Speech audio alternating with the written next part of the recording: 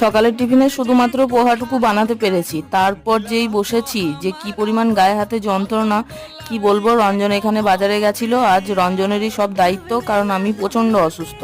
নিয়ে এসেছে লেবু সাথে মাছ, তো মাছটা নুন হলুদ সাথে লেবু দিয়ে বেশ ভালোভাবে মাখিয়ে দিয়েছি। তারপর যে বসেছি আমাকে শরবত দিতে হয়েছে, মানে এত মাথা ঘুরছে কি বলবো। তো রঞ্জন রান্না করছে এখানে, আমি জাস্ট একটু একটু এসে ভিডিওটা করেছি। মাছ ভাজা সাথে পটল আলু ভালো করে ভেজে নিয়েছে।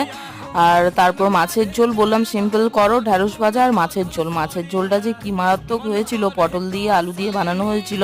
এত সুন্দর মাছের ঝোল আমি কোনোদিন, বিশ্বাস করুন, বানাতে পারি না। আর মাছগুলোও ভেজেছে বেশ কড়া করে, যে কারণে একদম বিয়ে বাড়ির মতো খেতে লাগছে।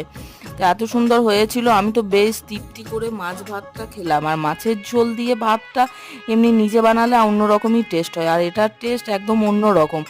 তো খেলাম খুব সুন্দরভাবে, শরীরটা যেহেতু খারাপ ছিল, খাওয়া দাওয়া করে তারপর রেস্ট